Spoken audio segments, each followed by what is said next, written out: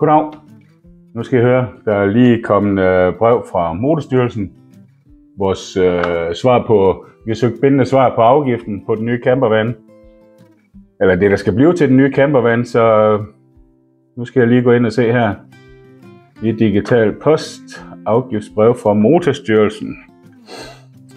Nå, det er et følgebrev. Forslag til bindende svar. Nå, så kan jeg få lov at lave bemærkninger inden for de næste par dage. Om det, de nu er kommet frem til. Lad os se. Lad os gå ned og kigge her. Længere ned. Der er jo været 24 sider. Hold da kæft.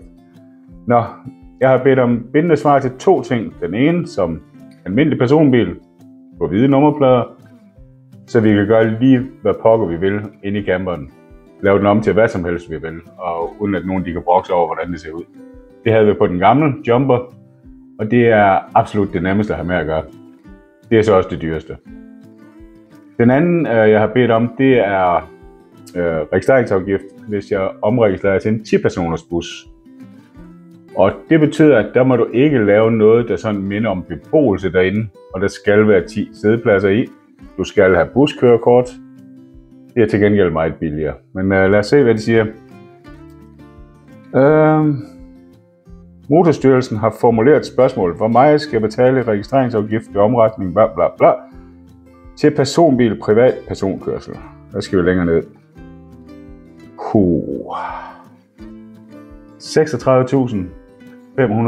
kroner for en 17 år gammel bil. Er der noget at sige til, at der er ikke nogen, der gider at renovere gamle biler her i landet? 36.000. Det er jo den dyre. Hvis det så er som 10-personers bus, så slipper jeg med 9.700. Og oven i det skal man lige huske på en ting. Der er det, der hedder vægtafgift. Hvis du har en 10-personers bus, den skal til syn hvert år. Den vejer det samme som den anden. Der er afgiften. Engangsafgiften, den er 9.700. Vægtafgiften årligt på sådan en, den er maksimalt 3.500, altså 3.500.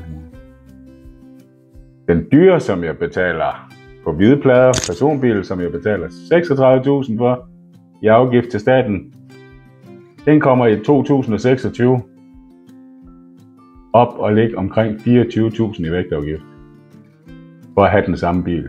Kan jeg lige forklare mig, hvad er forskellen? Jeg kan nemlig heller ikke finde ud af det. For heller ikke rigtigt, der er andre, der kan. Jeg kan så gå ind og se, hvad det er, de har. De har en rigtig god formulering med, hvorfor det er, de har beregnet registreringsafgiften, og hvordan man gør, og hvad de har lagt til grund for den. De mener, at handelsprisen på den, når den er synet, er 55.000. Og der skal man så betale registreringsafgift, og det bliver de 36. Der er en masse udregning. Og som bus på 60% afgift, som jo er væsentligt billigere, der er en handelspris på 38.000. Og så er afgiften på 9,7.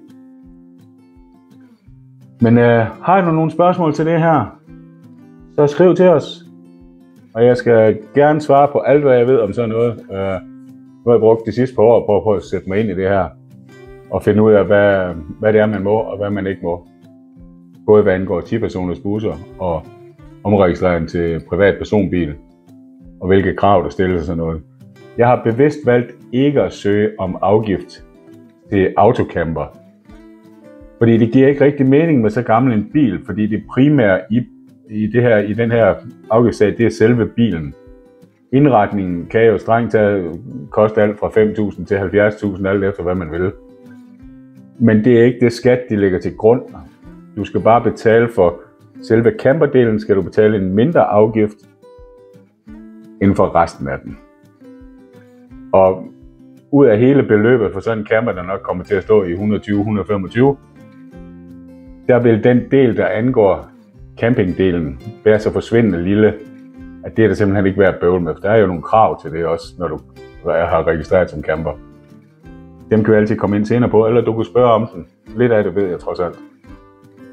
Og så kan jeg fortsætte ned igennem her, og så finde ud af en hel masse. Der er vist lige læsning til... der er vist læsning til en masse her. Nå, jamen, det var det for nu. Vi ses.